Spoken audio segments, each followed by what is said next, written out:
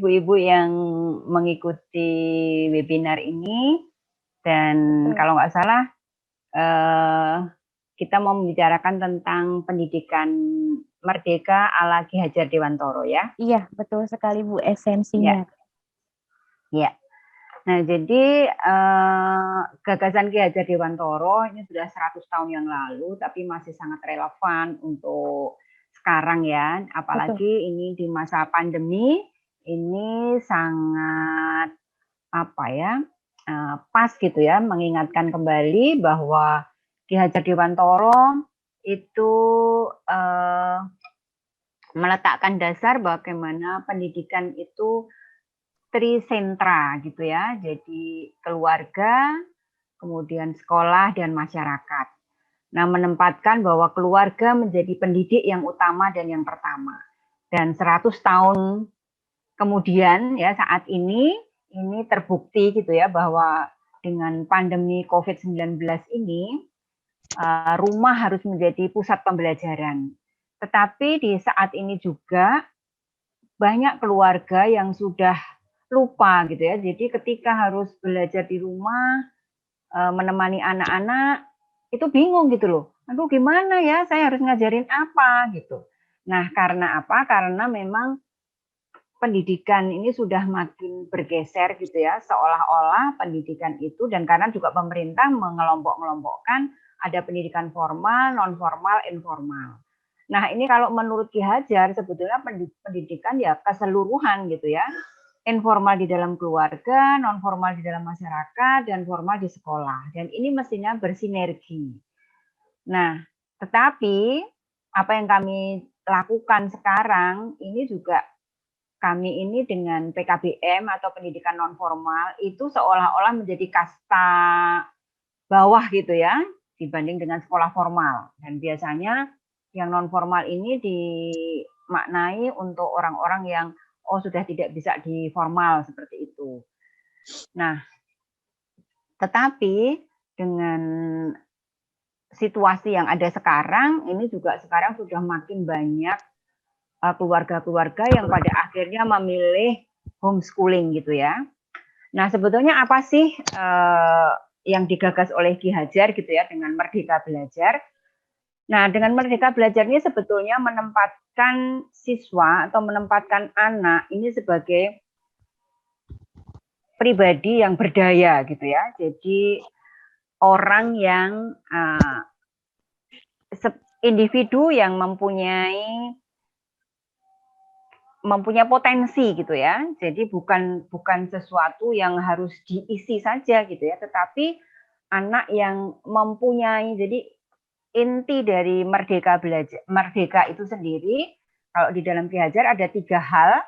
Yang pertama itu tidak terperintah, kemudian mandiri, dan tertib damai gitu ya. Nah, jadi kemerdekaan ini bukan kemudian bebas sebebas-bebasnya, tetapi orang yang dikatakan merdeka itu apabila mampu mengatur dirinya sendiri gitu ya, sebagai bagian dari masyarakat. Nah, ini yang utama. Nah, kemudian sebagai individu yang berdaya tadi, di dalam Ki Hajar itu selalu dikatakan kalau di dalam istilah Jawa itu ngerti, ngeroso, ngelakoni. Nah, jadi maksudnya jadi itu anak itu bisa memahami. Nah, kalau sekarang ada bahasa literasi gitu ya, literate, paham, tahu. Nah, ini membaca, tetapi di dalam perspektif di Ki Hajar itu membaca tidak hanya membaca harfiah gitu ya, membaca a i u e o babi bu bebo, tetapi juga membaca situasi, membaca alam semesta gitu ya, membaca apa yang ada. Nah, jadi bagaimana kalau sekarang ditarik menjadi proses pendidikan yang kontekstual gitu ya. Jadi bagaimana pendidikan itu mesti membuat anak bisa mengerti, kemudian merasakan, kemudian menjalankan. Nah, sehingga pendidikan itu harusnya terkoneksi langsung dengan dirinya, dengan orang lain, ya, dengan lingkungan setempat, bukan memisahkan diri. Nah, sekarang dengan pendidikan yang berbasis hafalan, nah ini seolah-olah pendidikan itu tidak ada kaitan langsung dengan kehidupan yang nyata, yang real. Nah, sehingga ketika anak itu sekolah, kemudian lulus, nah ini tidak paham dengan dirinya sendiri gitu ya. Nah, sekarang ini bagaimana mengembalikan lagi bahwa belajar itu juga belajar memahami dirinya sendiri. Potensiku apa? Nah, karena ini tadi sebagai orang yang merdeka itu kan orang yang tidak terperintah, mandiri, kemudian tertib damai. Nah, bagaimana kita bisa mandiri ketika kita sendiri tidak memahami kemampuan kita sendiri? Nah, mestinya pendidikan itu paling tidak membuat setiap anak mengenali jati dirinya, mengenali potensinya. Nah, kalau Abdul Rahman Wahid mengatakan ya Gus Dur, murid itu adalah orang yang mempunyai keinginan gitu ya, yang nah kalau di Jawa itu juga ada punya karep gitu ya. Jadi berkehendak, orang yang punya kehendak, yang mau gitu ya. Jadi bukan yang kemudian datang kemudian dijejali gitu ya, dikasih pengetahuan dari luar. Nah, kalau pengetahuan datangnya dari luar, nah ini belum tentu sesuai. Ibaratnya kalau telur ya, telur itu kalau pecahnya itu dari luar, yaitu akhirnya jadi telur dadar, telur ceplok gitu ya. Tetapi ketika telur itu pecahnya dari dalam, nah itu akan menghasilkan kehidupan gitu ya, kehidupan baru, pertumbuhan gitu ya. Nah, jadi sama ketika kita itu belajar kepingin sesuatu, kalau itu tidak muncul dari hatinya sendiri, dari dirinya, ya itu hanya akan menjadi tempelan saja gitu ya.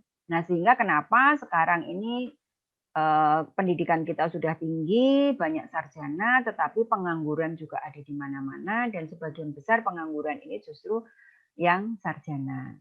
Nah, oleh karena itu kami di Salam berupaya menerapkan tadi, jadi bagaimana bahwa anak itu memahami dirinya sendiri, sehingga proses belajar yang kami terapkan di Salam itu adalah belajar melalui sesuatu yang mereka suka. Jadi kita melalui riset. Dan kelihatannya sekarang, karena saya juga sedang dalam proses ikut menulis kurikulum ya di PAUD, nah, ini arahnya sudah ke sana gitu ya. Jadi bagaimana pendidikan yang kontekstual berbasis proyek. Nah, jadi mengedepankan anak, jadi proses pembelajaran harus berbasis pada minat anak. Nah, ini alhamdulillah semoga ini juga akan segera bisa diselesaikan sekalipun targetnya masih 20% dan nanti diutamakan untuk sekolah penggerak terlebih dahulu. Tetapi paling tidak sekarang sudah ada perubahan gitu ya di pemerintah bagaimana nanti akan menyederhanakan kurikulum ya sehingga kurikulum berbasis sekolah ya, operasional sekolah ya. Jadi setiap sekolah nanti diberi keleluasaan untuk menyusun kurikulum sendiri. Nah, dengan seperti itu ya kita harus membekali diri kita sebetulnya bagaimana sih memahami anak gitu ya. Nah, ketika di Ki Hajar itu yang tadi ngerti, ngeroso, ngelakoni. Nah, kemudian untuk menyikapi perkembangan zaman, nah ini ada niteni, riset itu niteni ya, niteni niroke nambahi. Jadi melihat dengan seksama, melihat di sekitarnya, jadi pendidikan itu harus terkoneksi dengan lingkungan setempat, dengan kehidupan dia sehari-hari.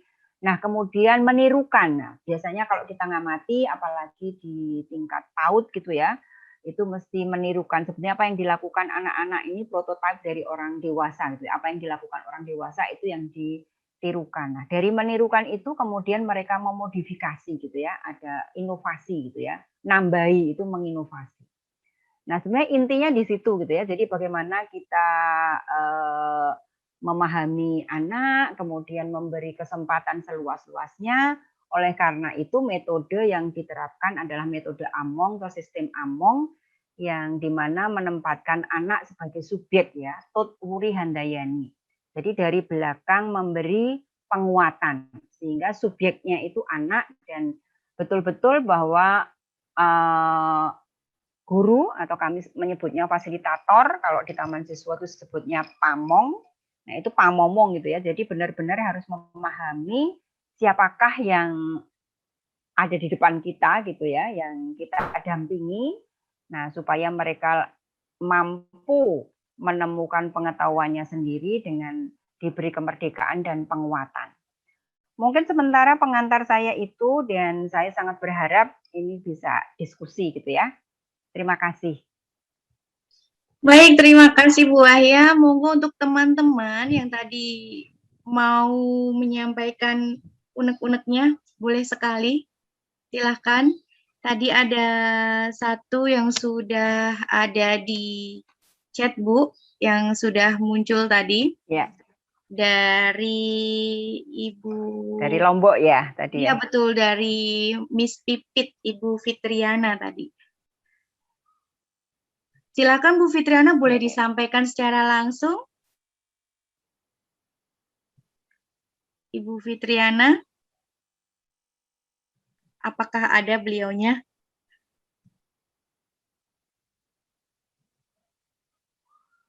Ibu Fitri.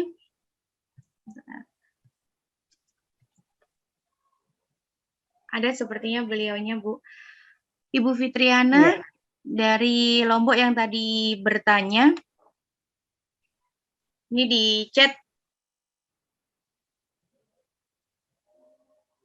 Tadi bercerita, kemudian bagaimana ketika salamnya juga pernah mengalami kegalauan akan kemitraan sekolah dengan dinas pendidikan. Hal itu juga kami alami di sini ketika prinsip sekolah yang kami jalani harus bersinggungan dengan urusan kedinasan, Bu. Itu tadi pertanyaannya. Ya, oke. Atau bisa langsung saya jawab? Boleh, Bu, monggo. Ini Bu Fitrinya ada Boleh. sih. Oh ya. Silakan. Ya. Nah, jadi begini. Jadi kami apa yang kami lakukan di Salam, ya ini memang sangat mungkin tidak sesuai ya dengan dinas gitu ya. Tetapi ketika kami menjelaskan dengan baik gitu ya, ya kami mengadakan dialog-dialog. Makanya apa yang kami lakukan itu selalu kami kumpulkan menjadi buku gitu ya, dokumen-dokumen kami supaya kami bisa mempertanggungjawabkan. Jadi kami punya alasan dan kami punya landasan gitu ya. Jadi kenapa kami melakukan hal seperti ini. Nah, ketika kami mengadakan dialog seperti itu, nah akhirnya mereka bisa memahami gitu ya. Nah, sehingga nggak terlalu masalah. Cuma mereka memang mengatakan, Ibu, karena ini dari dinas itu sudah ada ketentuan, misalnya sekarang pakai yang K13 atau yang sebelumnya juga pakai apa sih, aku sering lupa ya istilahnya, yang kurikulum berbasis satuan pendidikan ya, KTSP ya, KTSP. Nah itu kan sebetulnya dengan KTSP itu kan memberi kesempatan sekolah untuk menyusun kurikulum sendiri gitu ya. Nah, ketika kami melakukan itu, dan ini ada landasan teorinya gitu ya, di Ki Hajar itu sudah sangat jelas gitu loh, bagaimana untuk anak-anak prasekolah itu lebih pada rasa ingin tahu gitu ya, jadi belum ke pengetahuan, dan itu mengoptimalkan panca indera.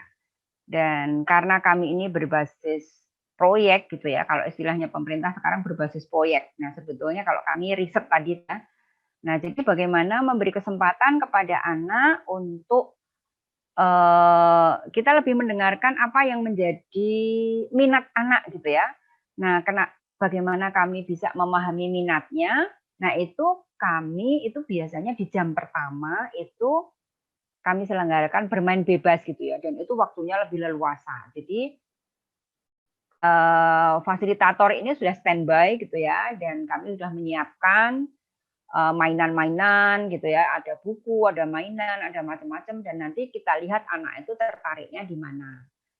Nah, dari situ kita bisa tahu gitu ya, jadi oh si A tertariknya ini, si B tertariknya ini, kayak gitu. Nah, itu nanti kita respon respon gitu ya. Nah, sehingga kami memang kelasnya nggak bisa banyak, jadi satu kelas itu 15 dan itu diampu oleh 3 fasilitator.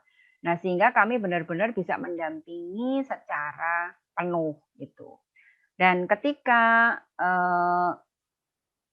misalnya kayak evaluasi gitu ya, asesmen itu ya, itu kami tidak pernah pakai angka ya, jadi kami juga pakai naratif seperti itu dan lebih custom gitu ya, jadi personal banget gitu. Karena guru-guru ini, fasilitator ini setiap hari, karena kami pakai metodenya mentoring gitu ya, jadi satu fasilitator mementori 5 anak gitu ya. Jadi setiap selesai kelas itu masing-masing fasilitator itu mencatat gitu anak-anaknya tadi ngapain aja. Mungkin kan tidak bisa mengamati yang 5 itu pasti dia gitu ya, mungkin temennya. Jadi saling tukar gitu loh. Ini tadi ngapain, ini ngapain kayak gitu ya. Nah, itu punya catatan khusus. Nah, ini yang kemudian kami sampaikan. Jadi bagaimana ke dinas itu kan bagaimana tentang asesmen, bagaimana kami menilai setiap anak gitu ya. Jadi kalau bikin RPP itu kan ada KDKI gitu ya, yang kayak gitu harian kayak gitu. Nah, sekarang asesmen yang baru ini juga tidak setiap hari, tetapi memberi keleluasaan kepada guru untuk bisa menilai sepanjang anak itu berproses di situ gitu ya. Jadi bisa nanti pada akhir semester seperti itu. Jadi tidak per hari, tetapi kita mencatat terus gitu ya perkembangannya seperti apa, kita mengkomunikasikan dengan orang tua. Dan ketika kita mengkomunikasikan dengan baik kepada dinas, nah ini juga mereka bisa memahami gitu ya. Nah, Salam ini kan sebetulnya nggak ada mana gitu yang mau berani melakukan sampai yang SD, SMP, SMA kita tidak dengan mata pelajaran gitu ya, kita dengan riset.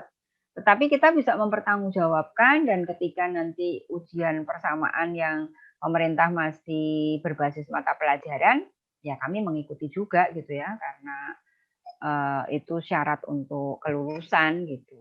Yang sekarang ini sedang kita perjuangkan bagaimana yang non formal ini tidak harus menempuh ujian kesetaraan gitu ya, yang setara dengan yang formal. Nah, ini masih dalam proses gitu. Nah, tetapi ya ini harus terus-menerus sih mengadakan dialog gitu. Tapi yang lebih penting juga bagaimana kita memahami dan orang tua juga memahami. Jadi yang lebih penting sebetulnya bagaimana kita mensinergikan gitu ya, menyelaraskan antara keluarga dengan dengan sekolah itu.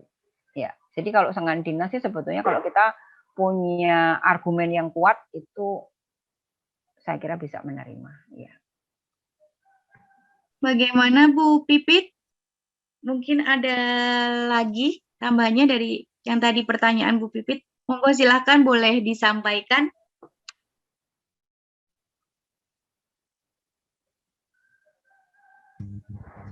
Halo, selamat sore. Selamat Ya, sore. selamat sore.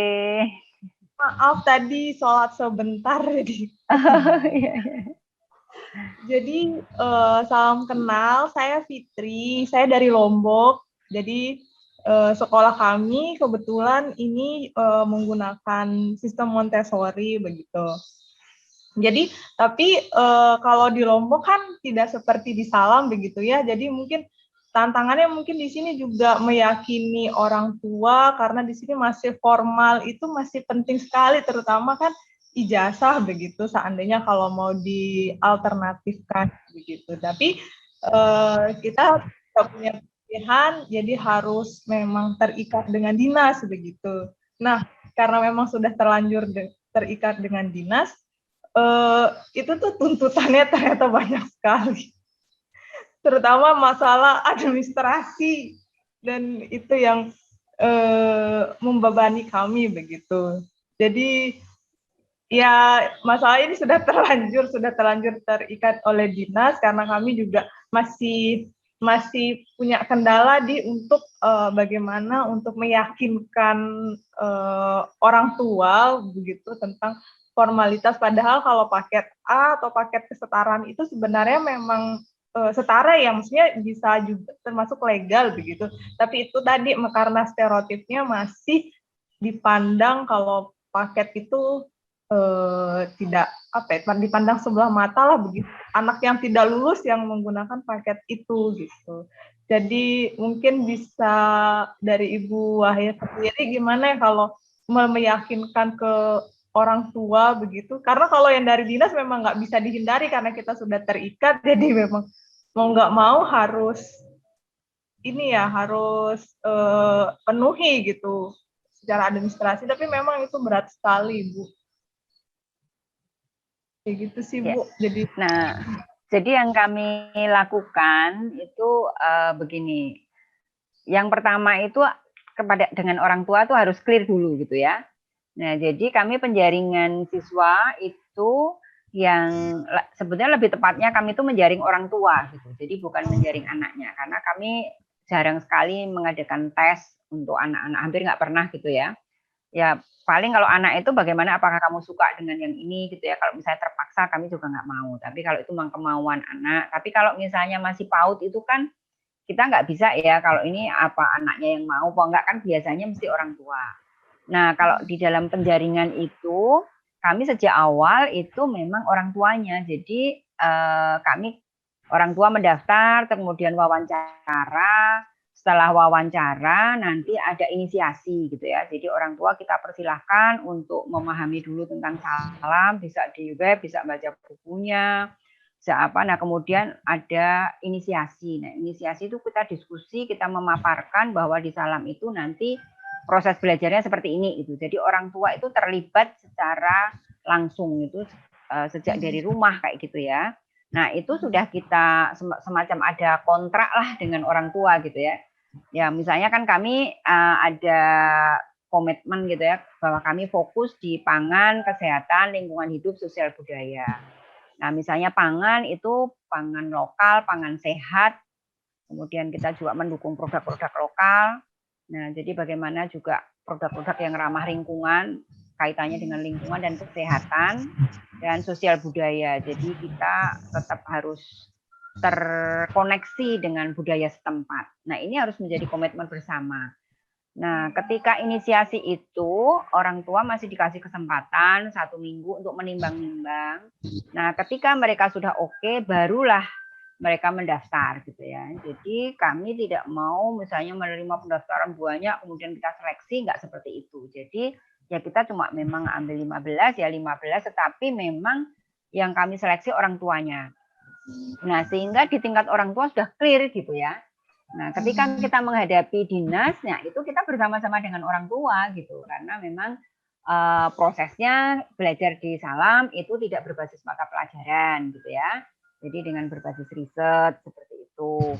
Kemudian apa yang harus dilakukan, orang tua harus mendampingi gitu ya. Mulai dari pemilihan objek riset, kemudian bagaimana menjalankan. Nah, ini kan kita udah clear dulu sama orang tua. Nah, kalau dengan dinas, ya kami ya oke, kita misalnya masih harus ujian, tapi juga ada beberapa yang sekarang ini sudah mulai anak-anak, kenapa sih kecerdasanku harus ditentukan oleh negara gitu ya. Jadi sudah beberapa anak sudah tidak mau lagi tergantung ijazah, jadi mereka nggak mau, mereka menolak. Dan itu kita hargai juga gitu ya. Jadi untuk yang mau ujian ya kita fasilitasi, mereka risetnya itu di misalnya kelas 6, kelas 9, kelas 12 itu semester pertama mereka riset tentang mereview riset sebelumnya, kemudian di semester berikutnya itu riset soal-soal. Jadi kita nggak ngedrill tapi riset soal-soal, dan itu juga dijadikan bahan diskusi. Kemudian orang tua juga secara sukarela, ada yang misalnya oke, siapa yang orang tua kelompok mana yang nantinya membaca soal-soal yang tentang matematika, ada yang membaca soal yang IPA, ada yang IPS, yang bahasa Indonesia, seperti itu. Nah ini nanti kemudian ya kayak kerja kelompok, jadi ya orang tua ikut gitu, orang tua juga ikut mencermati seperti itu, terus kemudian kita diskusi, lebih banyak diskusi. Nah di akhir-akhir ini dan kita giliran gitu, misalnya di tempat siapa, terus mau ngapain, terus nanti misalnya apa yang mereka belum paham. Nah jadi sangat kekeluargaan banget gitu loh kalau di salam itu. Nah sehingga orang tua tuh ya kita solid banget gitu. Akhirnya ujian ya biasa aja sih gitu ya. Dan anak-anak yang kalau sekarang ini sebagian besar memang lanjut di Salam gitu ya. Tetapi ketika di awal-awal kami belum punya, misalnya dari TK, kami waktu belum punya SD juga TK-nya TK umum. Kemudian ketika kami udah punya SD tapi belum punya SMP, ya yang lulus ini di SMP yang di luar.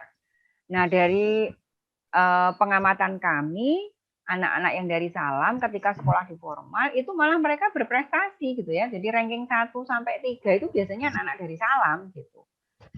Dan kuliah ya karena mereka sudah paham tentang bagaimana sih sebetulnya konsep belajar gitu ya. Jadi mereka memahami dirinya sendiri, tahu tentang konsep belajar seperti itu. Nah, kemudian ya apalagi kalau di sekolah formal tinggal menghafal gitu ya, jadi sesuatu yang mudah gitu loh.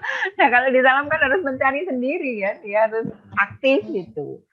Nah, kemandirian itu sudah terbentuk gitu ya. Jadi kalau tahapan-tahapan, saya kalau di Ki Hajar itu kan ada ya windu pertama itu ya masa wirogo, masa yang banyak gerak, masa yang ini sehingga memang anak yang mesti porsinya lebih banyak gitu ya. Kemudian masa wirogo, wiromo, memasuki masa wiromo. Nah, kalau ini jenjang-jenjang ini bisa dijalankan dengan baik, ya akhirnya anak itu menemukan gitu, menemukan jati dirinya, menemukan potensinya. Nah, ketika dia menemukan potensinya itu, belajar menjadi sesuatu yang bukan beban gitu ya, karena itu dia harus mencari dan mencari terus. Gitu.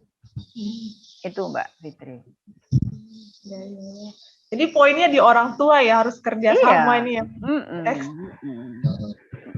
Nah, kami itu pertemuan orang tua itu misalnya di awal semester itu seminggu sendiri itu kita ngobrolin sampai clear gitu ya, sampai paham gitu ya. Nah, terus kemudian nanti masih ada kunjungan, jadi fasilitator datang ke keluarga-keluarga gitu ya. Karena kan misalnya ada anak yang berkebutuhan khusus, ada anak yang ya macam-macam, sebetulnya kita semua berkebutuhan khusus ya.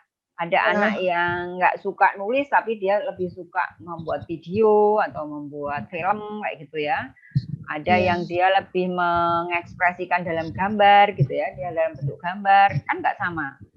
Nah, jadi kita harus meyakinkan, fasilitator harus kenal betul anak-anak ini seperti apa. Jadi kami tidak menyeragamkan.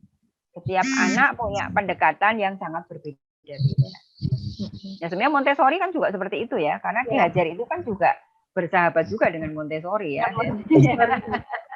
Sangat. Iya. Terima kasih banget Bu ya. Baik, kemudian ada lagi Ibu dari Ibu Erisia Rodini ini. Tadi yang disampaikan oleh Bu Fitri, menarik dengan cerita Bu Fitri di Lombok. Apakah pilihan untuk tidak terikat dinas itu juga baik bagi perkembangan sekolah kita? Kemudian pertanyaan selanjutnya, Bu, kalau boleh diceritakan metode di Sanggar Anak Alam yang Ibu terapkan seperti apa ya? Terima kasih. Iya. Jadi tadi udah kami ungkapkan ya bahwa kami itu kalau keterikatan dengan dinas kami terikat ya, karena memang kami juga ada izinnya ya, izin PKBM ya, jadi kami terikat dengan dinas dan kami dengan metode riset tadi bahwa anak-anak kita beri kesempatan untuk bereksplorasi gitu ya. Nah, kami ya ada tema-tema gitu ya, setiap bulan ada, tetapi itu bukan sesuatu yang dipaksakan. Jadi sekali lagi bahwa kita tetap mendengarkan apa yang menjadi minat anak gitu ya. Kan biasanya kalau kita tuh benar-benar mengamati, nah itu tuh ada gitu loh, kecenderungan anak itu mau ngapain gitu loh. Misalnya ada anak yang datang itu setiap hari dia tuh ngamati serangga gitu ya, dia cari kupu-kupu terus muter-muter di situ. Nah, ya nggak apa-apa, kita belajar mulai dari yang misalnya serangga gitu, tentang serangga. Kemudian ya ini apa, mereka mesti rasa ingin tahunya kan sangat besar gitu ya. Ya kita mulai dari situ gitu loh. Ada anak yang setiap datang itu dia mesti nyemplung kalen gitu ya, nyari ikan gitu loh, nyari ikan. Nah, terus akhirnya oke lah kita bawa bareng-bareng, gimana kalau kita misalnya tentang tema air atau binatang ya, kemudian ada binatang yang hidup di air gitu ya. Nah, ini juga nanti kita share ke teman-teman yang lain gitu loh. Kira-kira gimana kalau kita hari ini kita akan mungkin jadi proyek bisa 1 minggu, bisa sebulan gitu ya, belajar tentang air. Nah, air itu bisa air apa aja, mengamati kehidupan di air apa kayak gitu. Nah, ini menjadi pembelajaran bersama gitu. Nah, kemudian ada anak yang misalnya tertariknya tentang kereta api gitu ya. Nah, ini juga kita kasih kesempatan gitu ya. Nah, ada yang misalnya begitu datang itu dia menggebu-gebu cerita karena tadi di jalan dia lihat kereta api gitu ya. Nah, ini yang kita kasih kesempatan gitu. Terus akhirnya yang itu menjadi proses pembelajaran. Kita belajar tentang transportasi misalnya kayak gitu. Nah, sekalipun kita tetap menyiapkan gitu ya, ada tema-tema seperti mungkin teman-teman yang lain bahwa 1 semester ini kita ada berapa tema. Nah, tetapi itu tidak sangat mengikat gitu ya. Jadi tetap kembali ke apa yang diminati anak. Dan kita biasanya itu tadi dengan bermain bebas di jam pertama itu bisa waktunya panjang gitu, bisa 30 sampai 1 jam sendiri itu untuk bermain bebas, kemudian dari situ fasilitator mengamati.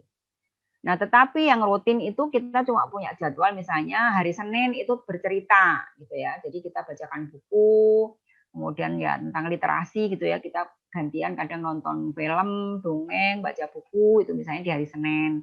Terus hari Selasa itu misalnya kita kemas dengan petualangan gitu ya. Jadi kita jalan-jalan keliling, bisa petualangan itu bisa di sawah, bisa di kampung gitu ya. Nah, nanti habis dari petualangan mereka bisa menceritakan ketertarikan mereka gitu ya.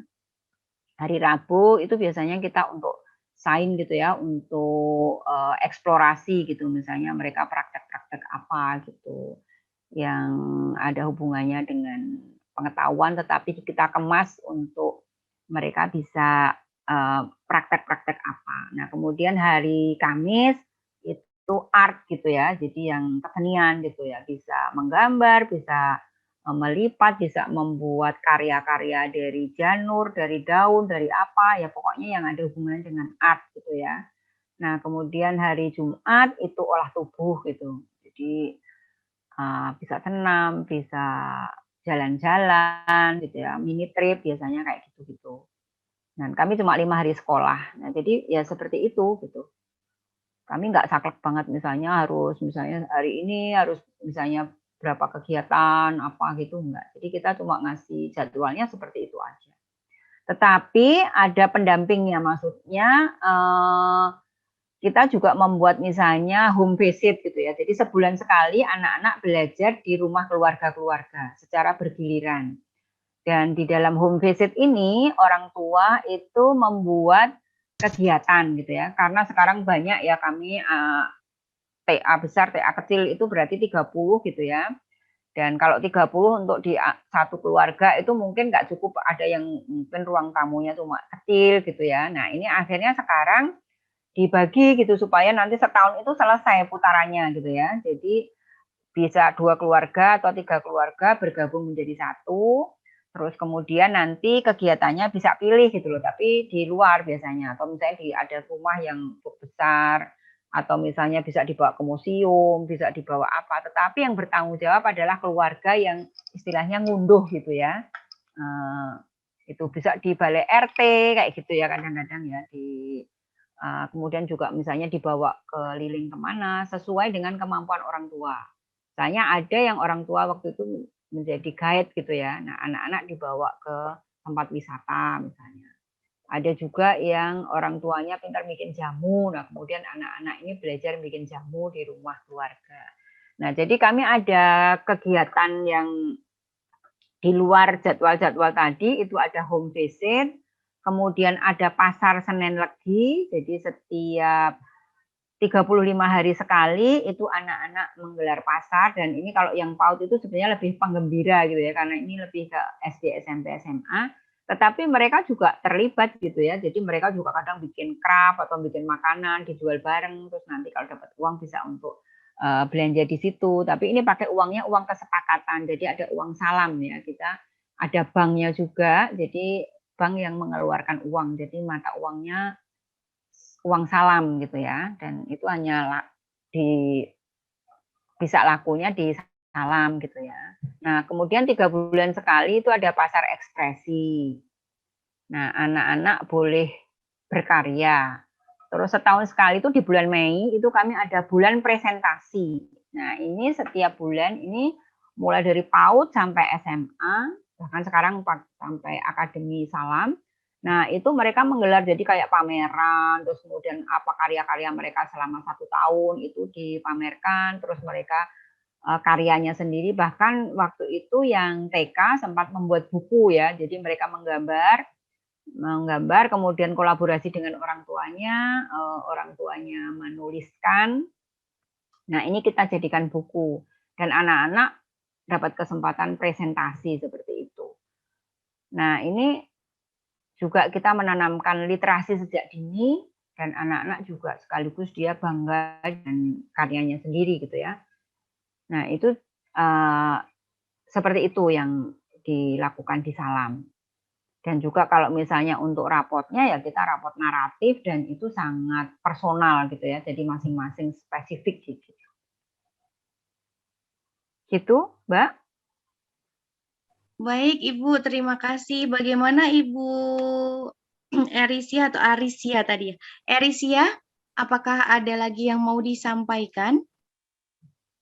Kalau tidak, ini lanjut dari Ibu Ida, ini Bu di Lamongan. Beliau bertanya, salam hormat Ibu Wahya. Kalau untuk di PAUD, Bu, risetnya biasanya fokus pada kegiatan proyek yang seperti apa? Apakah selalu melibatkan orang tua juga? Seperti itu. Untuk riset. Ya, risetnya bermacam-macam ya. Ada yang kita melibatkan orang tua. Misalnya, waktu kami mau ulang tahun, itu kan kami bikin drama gitu ya. Misalnya drama fabel gitu ya. Nah, semua anak boleh memilih dia mau jadi hewan apa. Nah, akhirnya mereka bikin topeng seperti itu ya. Topeng sesuai dengan anak. Misalnya, oh aku pengen jadi harimau, aku ada yang jadi singa, ada yang jadi kelinci, jadi apa. Nah, ini kemudian kita melibatkan orang tua dan itu proyeknya agak panjang gitu sampai 1 bulan. Itu anak-anak asik dengan dia membuat topeng itu yang nantinya untuk bikin acara gitu ya. Jadi ada nyanyi, ada drama, ada apa yang ini mereka terlibat, mereka bisa mengusulkan mau idenya apa gitu, cerita tentang apa gitu. Nah, jadi proyek besar seperti itu. Terus kemudian misalnya pas Hari Bumi gitu ya, Hari Bumi. Nah, kami membuat proyek misalnya tentang sampah gitu ya. Nah, anak-anak berpetualang gitu mencari sampah di sekitar sekolah. Nah, kemudian memilah-milah dan kita memberi pengertian mana sih sampah organik, sampah anorganik, terus kemudian sampah organik harus diapakan gitu ya. Nah, di sekolah juga ada biopori yang nantinya untuk membuang sampah, terus sampah makanan harus dibuang di mana. Nah, ini proyek-proyek yang sederhana, yang kecil tetapi itu bisa dimanfaatkan. Nah, ternyata misalnya dari sampah itu, sampahnya macam-macam. Ada sampah misalnya plastik harus diapakan, ada yang dibuat ekobrik, ada yang sampah bisa dijual di lapak, nanti di bank sampah. Kemudian kertas bisa didaur ulang menjadi kertas daur ulang.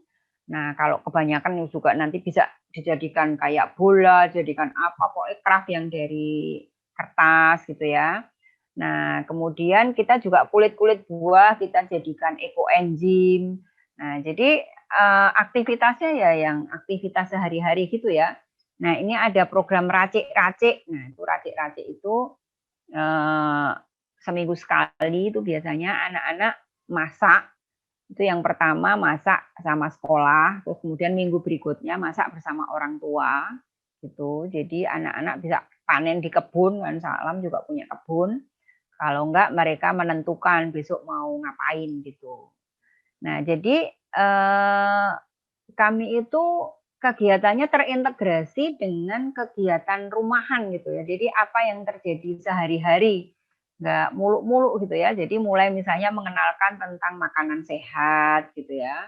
Nah, itu anak-anak bisa menyebutkan misalnya dari rumah sarapannya apa, terus kemudian nanti bisa bikin bareng-bareng sama orang tuanya. Dan kami kan setiap hari ada snack, dan snack itu secara bergizi dibuat oleh orang tua dan melibatkan anaknya. Jadi mulai dari pemilihan menunya, kemudian proses membuatnya. Nah, jadi memang menyekolahkan di Salam itu ribet ya, tapi ini di awal udah kami sampaikan gitu. Nah, ini maksudnya apa? Supaya sejak dini, dan ini supaya apa yang kegiatan yang di sekolah dengan yang di rumah tuh bersinergi gitu loh.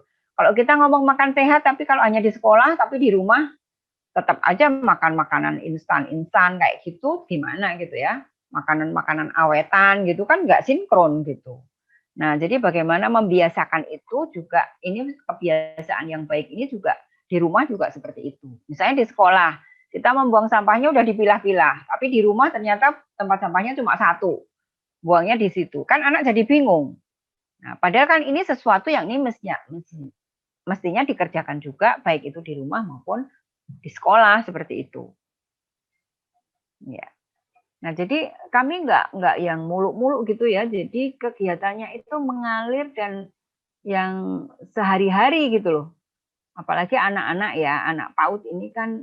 Nah, tapi yang penting gini, kita guru itu tidak pernah membebani misalnya kayak kalau di sekolah-sekolah lain kan guru membuat RPP, kemudian yang merancang kegiatannya itu guru gitu ya. Terus kemudian anak itu datang kemudian dikasih kamu nanti hari ini kegiatannya A, B, C misalnya kayak gitu. Nah, di Salam enggak terjadi seperti itu. Jadi berangkat dari apa yang dibicarakan yang paling hangat sedang dibicarakan oleh anak. Jadi kita benar-benar harus seksama gitu ya mendengarkan. Misalnya anak-anak lagi asik pas Piala Dunia misalnya bola itu ya. Nah, itu kan menjadi pembicaraan yang asik. Ya udah di sekolah mungkin kita juga topik-topiknya tentang bola kayak gitu.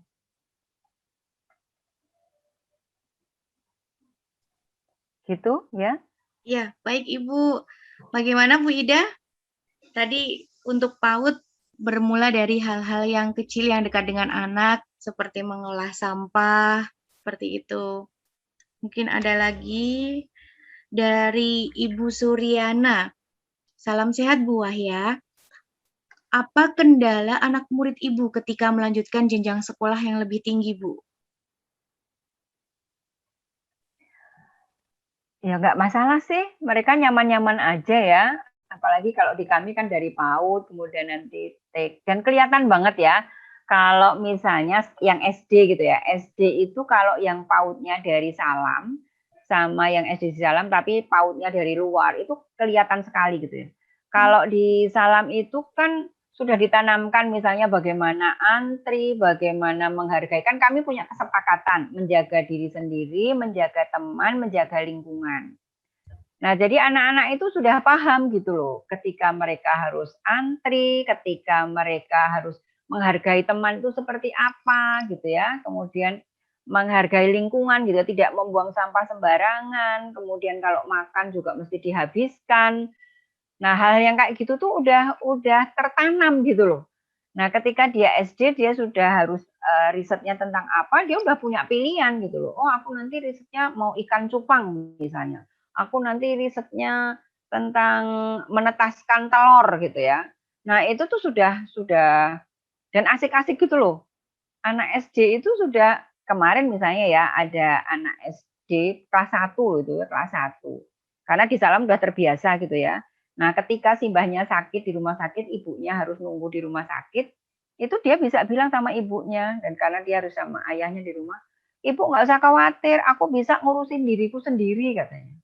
Bisa bikin nasi goreng sendiri, bisa mandi loh. Aku tuh kesana tuh sampai rasanya teringat, dan kemudian kan 2 hari kemudian simbahnya meninggal ya. Jadi kami nengok ke sana itu dia dengan apa ya?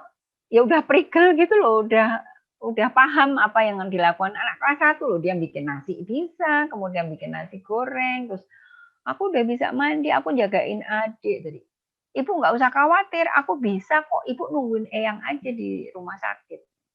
Nah, ini jadi kedewasaannya itu muncul karena kami selalu melibatkan mereka gitu ya. Kalau misalnya mengerjakan apa kayak gitu.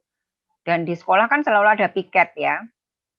Baik itu yang PAUD juga gitu, mereka punya tanaman, masing-masing punya tanaman, punya pot. Jadi setiap hari itu mesti dia datang itu mesti yang ditengok tanamannya gitu ya, terus apa ikan atau apa gitu lah. Jadi di sekolah itu ada gitu. Terus nanti dia pasti entah nanti bersihin rumput atau nyiram atau apa, itu selalu ada aktivitas yang melibatkan dia itu melakukan sesuatu gitu ya.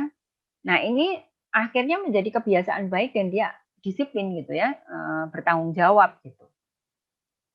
Jadi kalau mau melanjutkan ke sekolah lain itu yang jadi masalah itu begini. Jadi dulu pernah ya dari SD-nya di Salam, kemudian SMP-nya di luar. Nah, kami di sini tuh kan dia udah dari PAUD itu berarti kan di Salam itu sudah 10 tahun ya, dari PAUD itu dari PAUD kecil sampai TK tuh 4 tahun, SD-nya 6 tahun, 10 tahun di Salam. Dia udah kenal tentang makanan sehat, bagaimana meminimalisir sampah, kemudian dia udah paham tentang menghargai orang lain. Nah, tiba-tiba di sekolah formal, sekolahannya itu penuh dengan jajanan dan jajanan-jajanan yang sembarang kayak gitu. Dan kemudian yang di plastik-plastik semua gitu. Nah, dia shock banget gitu loh. Ah, kenapa sih kok ini udah SMP tapi kok belum paham gitu ya? Misalnya ke sekolah nggak bawa bekal makan, nggak bawa bekal minum, kemudian basisnya jajan dan jajannya juga jajan-jajan yang sembarang.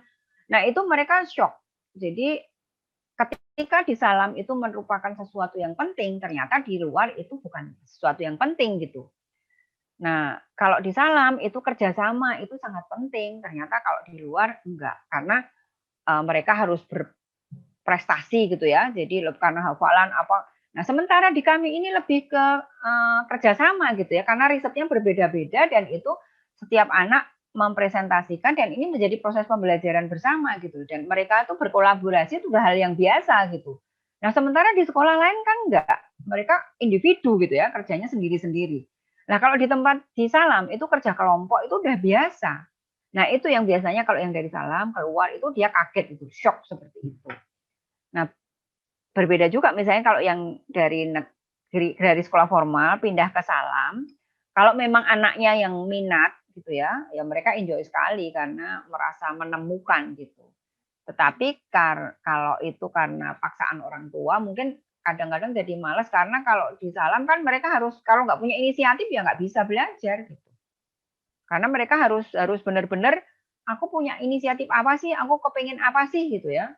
Harus punya gitu, karena itu salah satu indikator kalau anak itu kenal dengan dirinya sendiri. Nah, kalau sekarang belajar tapi tidak mengenal dirinya sendiri bagaimana? Siapa yang tahu potensi kita kalau bukan dirinya sendiri? Nah, jadi yang membedakan itu. Jadi kalau misalnya kan ada beberapa sekarang yang misalnya SD-nya di formal, kemudian SMP-nya di Salam. Itu paling tidak sampai 3 bulan itu penyesuaian diri gitu ya. Masih harus disuruh-suruh gitu loh. Udah mana risetmu, kamu harus ngapain, apa. Itu masih bingung gitu. Dan ini orang tuanya benar-benar harus dampingi kayak gitu. Tapi kalau yang dari Salam ke sekolah formal itu biasa-biasa aja sih karena mereka udah menemukan pola belajarnya gitu. Baik, bagaimana Ibu Suryana? Ya, terima kasih Bu Waya.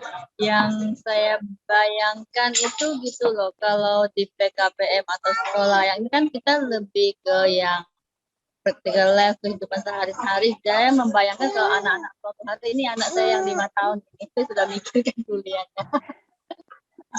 Maksudnya kalau misalnya mereka kuliah itu saya membayangkan lebih ke apa ya,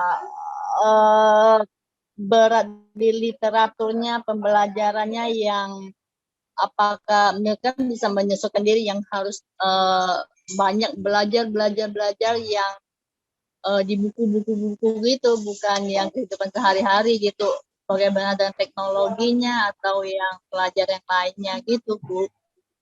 Bisa dibantu jawab ya Bu? Iya. Nah, sebetulnya kalau anak ini tadi ya, kalau kami memang menganut Ki Hajar Dewantoro ya. Jadi anak yang usia prasekolah yang masih sampai 7 tahun, itu kan sebetulnya bagaimana rasa ingin tahunya justru yang harus dikuatkan gitu ya. Jadi bagaimana mengoptimalkan penglihatannya, pendengarannya, perabaannya, pengecapnya gitu ya. melalui pengalaman-pengalaman yang nyata gitu ya. Jadi bagaimana yang apa yang dilihat ya mungkin dari petualangan, dari membaca buku, melihat-lihat gambar, apa itu kan sebetulnya bagaimana ketajaman dari kejelian melihat gitu ya. Pernah ya di sekolah kami itu kami dapat buku cerita dari dinas gitu ya. Nah, kalau orang dewasa kan membaca buku itu tulisannya ya. Misalnya, oh ini menceritakan tentang Jogja, terus misalnya, oh makanan khas Jogja, apa-apa. Saya nggak melihat ada sesuatu yang aneh gitu. Nah, tapi ternyata ada murid kami yang 5 tahun tuh bilang, Bu Guru ini buku sulapan katanya. Hah? Kok bisa? Saya bilang gitu. Nah, ternyata dia lebih membaca gambarnya gitu ya. Ini Jogja, tapi kok gambar makanannya itu pizza.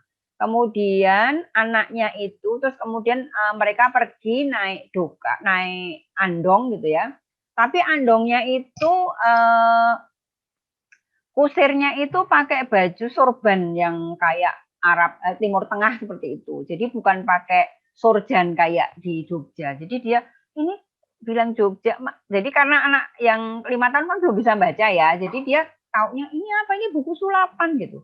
Nah, terus ketika dia habis naik andong, turun dari andong tuh bajunya udah berbeda. Jadi di gambar itu ketika di andong tuh bajunya kuning, itu tiba-tiba pas mau masuk rumah itu kok bajunya jadi biru kayak gitu. Ini gantinya di mana? Nah, ternyata anak-anak yang terbiasa, dia terlatih untuk melihat dengan jeli, dia tahu gitu. Ketika saya itu malah itu terlewat karena saya baca tulisannya ya. Misalnya, oh ini berkunjung ke rumah Bude.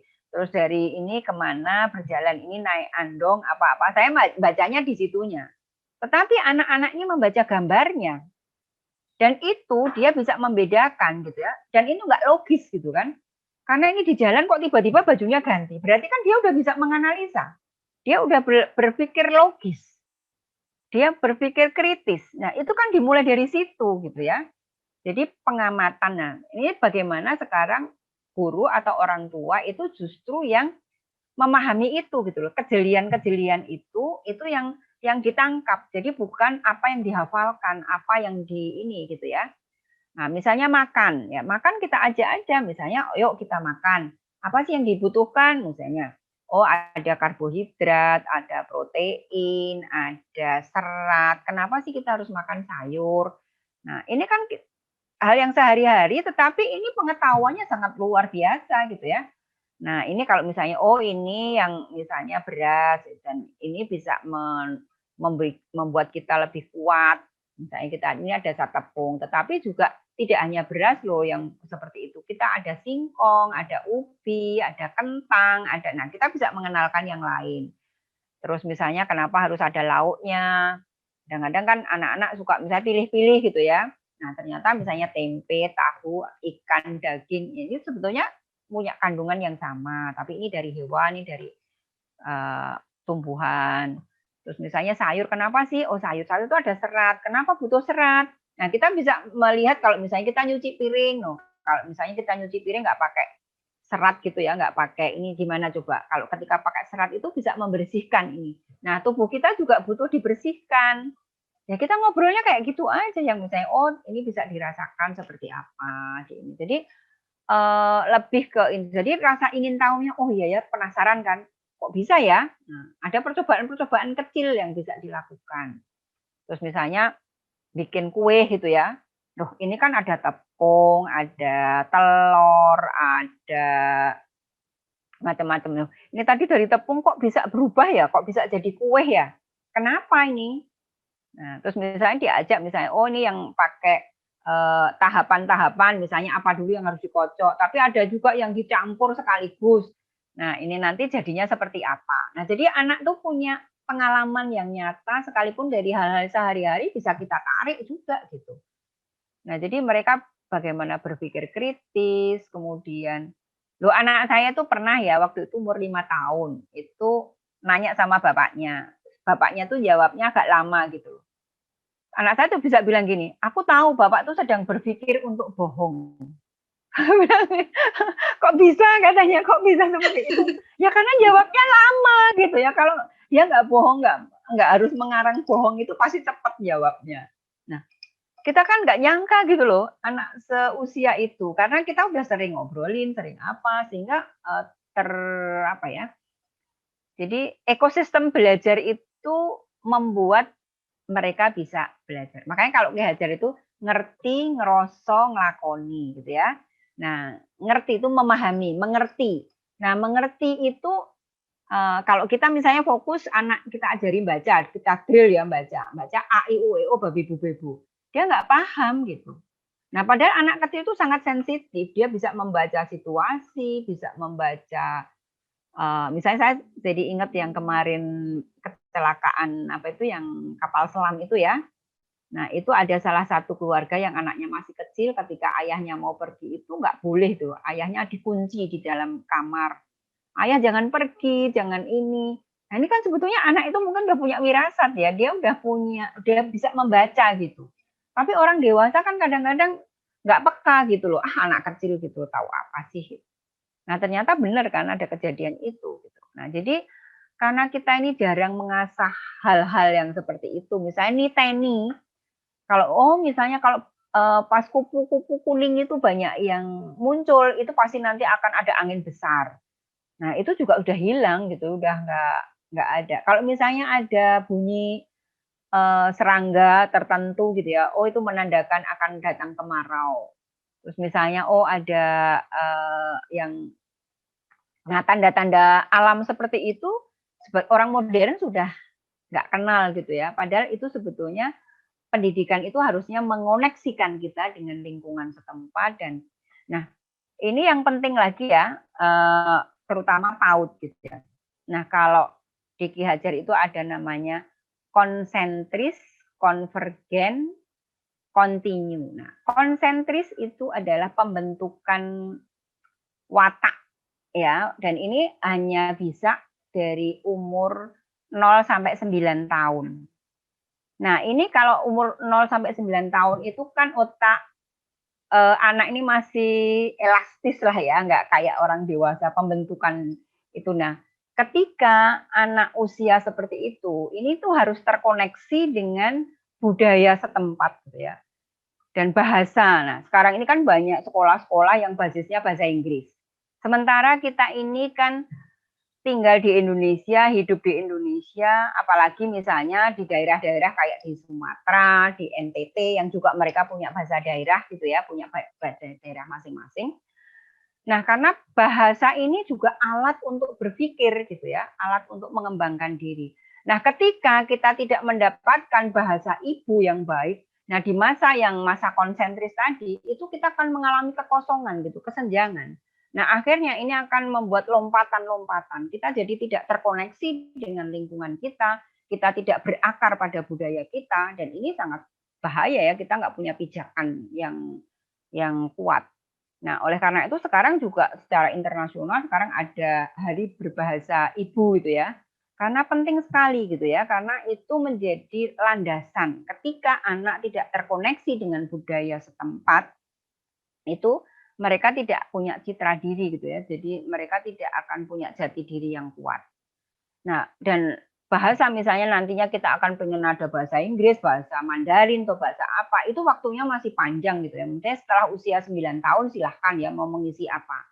Tetapi sampai di usia 9 tahun itu adalah kita melatih dengan bahasa daerah, kemudian juga mengenalkan makanan-makanan daerah, budaya-budaya daerah. Nah, supaya apa? Supaya kita ini benar-benar Bhinneka Tunggal Ika ini benar-benar muncul gitu. Karena kan Indonesia ini sangat beragam gitu ya.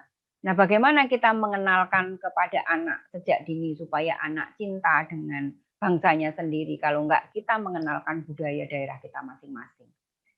Nah, ini menurut saya PAUD itu garda depan gitu ya untuk pendidikan. Nah, ketika kita salah meletakkan ya jadi malapetaka gitu ya. Karena sebetulnya ya dari situlah. Nah, kita ini punya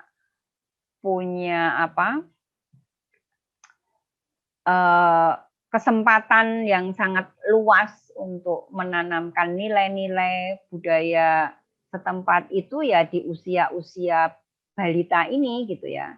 Dan kalau ini kita tidak, kalau ini malah kita jejali dengan pengetahuan-pengetahuan, kita akan kehilangan gitu. Kehilangan generasi. Nah, ini penting gitu ya. Dan sekarang juga yang di PAUD ini sudah mulai akan nantinya semua pendidikan berbasis proyek gitu ya. Nah, ini sedang dirancang. Semoga tidak lama lagi kita akan menikmati itu sehingga guru juga tidak sibuk ngurusi administrasi tetapi lebih ke fokus ke anak seperti itu. Gitu ya, Mbak siapa tadi? Jadi jangan khawatir tentang mengenalkan teknologi apa itu masih panjang waktunya gitu ya. Masih sangat luas. Ibu. Iya. Baik, apakah ada lagi? Ini di chat dari Bu Lulu di Solo. Saya harus lebih banyak belajar niteni, Bu. Terima kasih Bu Wahya. Kemudian dari Mbak Alfi dari Jombang. Belajar untuk mengerti, ngeroso, dan ngelakoni. Matur nun alarmnya, Bu Wahya. Ada lagi? Kalau memang sudah tidak ada, mungkin kita akan tutup waktunya, karena ternyata sudah pukul 16:09, sudah 1 jam lebih. Bu Wahya membersamai kami untuk belajar mengenal tentang esensi Merdeka Belajar ala Ki Hajar Dewantara. Monggo jika ada lagi yang mau ditanyakan. Bila sudah cukup. Ini ada Mbak Ake loh, ini dari Taman Siswa ya. Oh, Mungkin... Bu. Dia laras Mbak Ake dari Taman Siswa Jakarta. Iya, monggo ini mungkin bisa sharing juga loh ya. Silakan Mbak Ake, boleh. Untuk waduh, matur nuwun. Apa ya yang mau di-sharing ya? Sebetulnya di sini ada ketua bagiannya Taman Indria yang namanya Bu Mi'ah itu loh. Nah, itu ketua Taman Indria atau taman kanak-kanaknya Taman Siswa. Barangkali lo malah hilang, Bu Mi'ah. Monggo Bu Mi'ah, barangkali ada yang bisa disampaikan. Silakan, Salam Bu. Salam. Monggo. Waalaikumsalam warahmatullahi wabarakatuh. Mungkin dari saya, ketua bagian Taman Indria, Bu Mia, perkenalkan diri. Emang di Taman Siswa itu, Bu, kita semua mengerti, mengeros, ngelakoni ya Bu ya, semua yang ada kita pahami. Seperti itu Bu, banyak pelajaran yang kita pelajari. Salam. Ya, terima kasih Mbak Mia. Terima kasih Bu Mia. Ya. Baik, ada lagi? Kalau dari saya malah terima kasih Bu Wahya yang ikut melestarikan konsep-konsepnya Ki Hajar. Matur nuwun. Iya, Mbak Ake. Ini tadi dari Bu Murni di Nganjuk, Bu Wahya. Ingin studi banding ke Salam. Mungkin ada persyaratan atau apa yang harus kita lakukan untuk bisa berkunjung ke sana? Ya, kalau sekarang ini karena masih pandemi ya, jadi kita masih, karena orang tua juga masih belum mengizinkan untuk kami menerima tamu-tamu dari luar gitu ya. Nah, nanti ketika sudah nggak pandemi, kami hampir setiap bulan itu ada 2-3 rombongan gitu ya ke Salam. Nah, itu terakhir kemarin itu yang dari Jerman itu bulan apa ya, September apa November, dan setelah itu mau ada kunjungan lagi tapi kita sudah pandemi itu ya, jadi sudah nggak bisa. Kami itu hampir setiap bulan ada kunjungan dari berbagai daerah dan berbagai negara gitu ya ke Salam, dan nggak masalah sih, kami senang-senang aja, kami menyambut baik gitu ya. Jadi kalau semakin banyak orang melakukan itu kami semakin senang gitu. Boleh ya boleh kalau misalnya nanti sudah kondusif. Tapi misalnya saat ini ya kami perlu bisanya daring seperti ini ya, jadi bisa. Iya, nggak harus sekarang kok Bunda. Iya. Kalau sudah kondusif. Boleh tanya sedikit? Jadi monggo Bu Murni. Mengenai SPP Bu, kalau boleh tahu, karena Karena kan kalau mau jumlah murid dalam satu kelas hanya 15, yang ngajari atau yang mendidik di situ ada 3 orang, kan berarti bagaimana harus memberi nafkah kepada para gurunya gitu ya Bu ya. Iya. Kalau boleh tahu bagaimana cara ini SPP-nya. Matur nuwun. Nah, kami SPP-nya itu 275. Itu sudah dengan snack dan juga makan seminggu 2 kali. Kalau yang SD itu 450, itu makan setiap hari dan snack setiap hari. Nah, jadi kami memang untuk operasional itu hanya sekitar 150 apa 125 gitu ya sebulan. Nah, tapi memang kami ya memang harus konsekuen ya, karena guru kami itu ada sekitar hampir 60 gitu ya. Tapi memang sebagian itu relawan-relawan dari berbagai universitas di Jogja. Nah, cara kami itu kami dengan memproduksi pengetahuan. Jadi kami juga ada namanya Sedapur Salam. Nah, Sedapur Salam ini yang kita mencari dana, jadi ada kita menerbitkan buku, jadi hampir setiap tahun kita menerbitkan buku ya, jadi ada buku dulu Oase Pendidikan, kemudian Sekolah Biasa Saja, Sekolah Apa Ini, Kami Tidak Seragam, dan kemudian ini juga ada terbitan baru yang Mbak Aga juga udah pesan ya kemarin ya, Pendidikan yang Memerdekakan. Memang yang menulis bukan kami, tetapi kami ada di dalam bagian buku itu juga gitu ya. Nah itu. Nah, kita dari penjualan buku, terus kemudian kami juga memproduksi sabun, sampo. Nah, itu hasil riset anak-anak, kemudian kita angkat, sekarang kita jadikan, dan itu udah kita jual kemana-mana ya.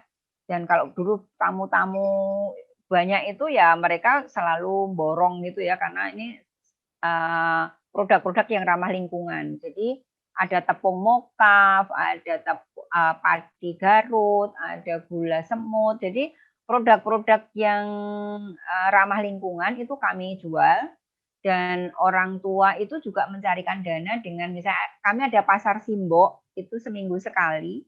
Nah, itu menjual produk-produk dari orang tua murid dan tetangga-tetangga, tetapi yang sehat, ramah lingkungan, dan itu sebagian besar hasilnya disumbangkan ke sekolah.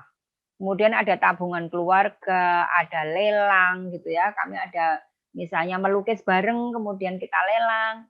Nah, jadi orang tua di kami itu sangat kreatif gitu loh. Jadi kadang-kadang bahkan kami itu kemarin membeli tanah untuk parkir karena saya kan rumahnya di tengah sawah. Kemudian ada sekarang karena muridnya udah 200 lebih kan akhirnya butuh tempat parkir. Nah, itu beli tanah di jalan, pinggir jalan gitu.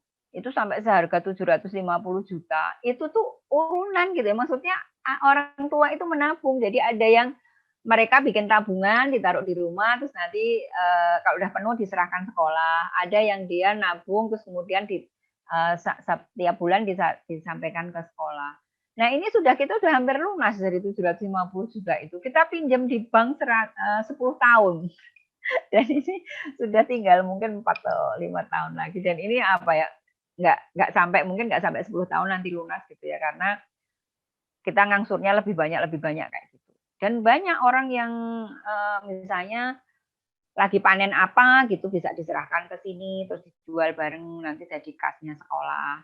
Ya karena kami dari awal itu memang kita desain bersama-sama dan orang tua itu punya. Sekarang bahkan udah jadi yayasan ya. Jadi bulan Februari yang lalu itu kita udah sah jadi yayasan. Itu sebagian besar pengurus yayasannya ya orang tua murid gitu.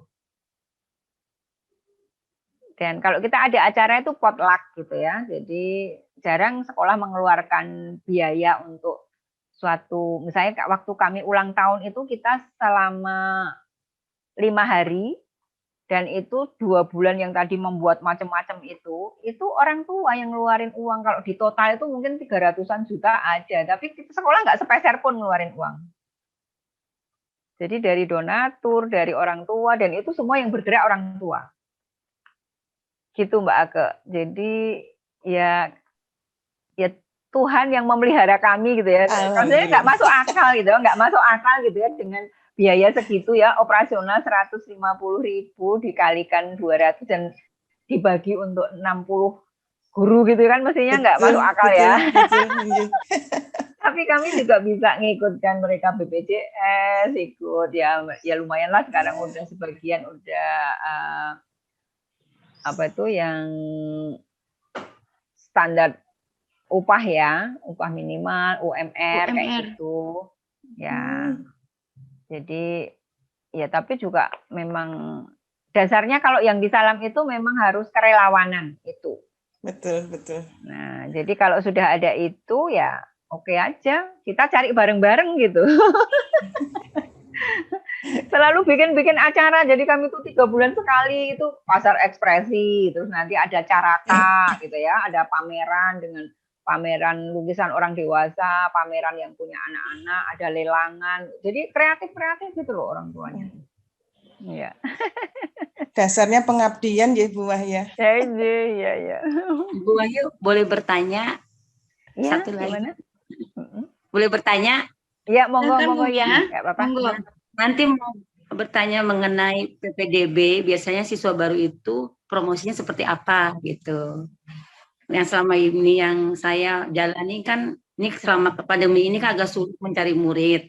Jadi kami berapa hari ini ke rumah-rumah Bu untuk promosi. Kalau Ibu misalkan promosinya seperti apa selama PPDB ini? Ya. Kami tuh nggak pernah promosi Bu. Jadi sekolah kami itu sama sekali kami tuh sampai nggak pernah nulis di depan menerima murid baru apa-apa itu nggak pernah dari berdiri sampai sekarang. Jadi kami itu lebih ke karena apa ya kalau orang Jawa tuh kedok tular gitu ya. Jadi karena memang kami tuh hanya nyarinya kan cuma 15. Dan itu setiap tahun itu kami sudah harus waiting list gitu loh, harus sudah antri. Nah ini sekarang pandemi seperti ini pun kami juga harus banyak yang ya sebenarnya kami nggak nyaman ya menolak karena memang sudah kuotanya sudah penuh kayak gitu. Jadi kami itu menerima murid itu di bulan Februari Maret. Jadi kalau bulan ini udah tutup, kita udah nggak ada, nggak ada. Ya. Jadi selama orang ini itu udah kan jauh-jauh hari. Ada yang anaknya tuh baru umur 6 bulan, 7 bulan itu udah mendaftarkan di kami. Jadi, aduh masih nunggu. Ya? Iya masih nunggu 3 tahun ini Bu. Aku bilang masih nunggu 2 tahun nggak apa-apa daripada nanti aku nggak dapet tempat katanya. Iya. Ada yang sengaja pindah ke sini. Iya. Terima kasih. Sebetulnya gini intinya ya, kalau kita itu nanti punya program-program yang bisa dipercaya oleh masyarakat, itu kita nggak usah nyari kok, mereka datang sendiri gitu. Iya. Dan kami itu sebetulnya yang mempromosikan tuh malah TV-TV ya, hampir semua televisi di Indonesia itu udah pernah meliput Salam. Jadi nanti mungkin bisa dilihat nanti di situ apa yang kami lakukan. Jadi orang tuh yang kadang datang ke sini karena melihat di televisi, karena baca di koran atau berita apa yang kayak gitu. Iya. Kami nggak punya promosi apa-apa. Jadi asal kita memang tulus, kita jujur, dan kita benar-benar mengabdi kepada anak. Kalau Ki Hajar itu bahkan kita menghamba kepada anak. Itu pasti nanti akan dicari kok. Jadi nggak apa ya. Hebat. Iya. Salam. Ya, salam. Baik, ada lagi mungkin? Kalau sudah tidak ada, mungkin closing statement dari Ibu Wahya. Karena ternyata waktunya sudah hampir menunjukkan pukul 16.30. Monggo Ibu, silakan. Ya, jadi mari kita semua mulai menyadari bahwa rumah adalah sumber belajar gitu ya, dan orang tua itu pendidik yang utama dan yang pertama. Dan juga untuk ibu guru di sekolah, bagaimana sebenarnya kita menempatkan anak sebagai pribadi yang berdaya, dan anak itu semua punya potensi masing-masing, sehingga bagaimana kalau kita pakai nilai-nilainya Ki Hajar itu menghamba kepada anak gitu ya. Jadi menempatkan anak sebagai insan yang merdeka, yang berdaya, dan kita tut wuri handayani. Itu saja Mbak Ayu. Terima kasih, dan ada kurang lebihnya kami mohon maaf. Baik, terima kasih Ibu. Berarti saat ini untuk Salam sudah sampai SMA ya Bu ya? Dari jenjangnya? sudah sampai Akademi Salam. Masya Allah, wow, luar biasa. Ya. Sudah sampai akademi dari PAUD, sudah sampai akademinya. Wow, luar biasa. Alhamdulillah, hebat banget. Alhamdulillah, ya Allah. Ya, hebat. tapi bukan akademi yang akademis ya, maksudnya Ya. jadi Akademi Salam ini untuk mewadahi orang yang mau sodakoh ilmu dan orang yang mencari ilmu. Jadi belajar hidup. Misalnya sekarang ini kami sedang mendampingi anak-anak muda dari Sumba, Ya. dan jadi daring gitu ya. Jadi ada ya kami batasi juga. Jadi satu angkatan itu biasanya 20, dan ini sekarang ini mungkin sampai beberapa bulan ke depan kita mendampingi teman-teman anak-anak muda di Sumba. Gitu. Akademi kehidupan ya, Bu. Iya, akademi kehidupan. Nah, ini Bu Aga juga sedang merintis nih ya, Pak Martani di Brebes. Saya sangat Amin, amin, insya Allah. ya. Baik, terima kasih Bu Wahya, kemudian terima kasih kepada teman-teman juga yang sudah hadir untuk mengikuti webinar diskusi bersama dengan narasumber ahli. Yang sore hari ini kita membahas tentang 2 materi, tadi sebelumnya ada Montessori dengan Miss Ivi, dan sesi yang selanjutnya dengan Ibu Wahya, kita membahas tentang esensi Merdeka Belajar ala Ki Hajar Dewantara. Insya Allah nanti kita akan lanjutkan di tanggal 4 Mei bersama Teh Kenny Dewi dari Jagat Alit. Kemudian di tanggal 7 ada 2 sesi lagi, nanti bersama materinya dengan Ibu Nia tentang Reggio Emilia Approach, dan satu lagi yang terakhir pendidikan dari Charlotte Mason, seperti itu. Baik, kalau tidak ada, saya akhiri untuk kegiatan kita pada sore hari ini bersama Squad PAUD Indonesia. Saya Ika Ayu. Mohon maaf apabila saat memandu acara ada kekurangan dalam bertingkah laku dan bertutur kata. Akhir kata, Assalamualaikum warahmatullahi wabarakatuh.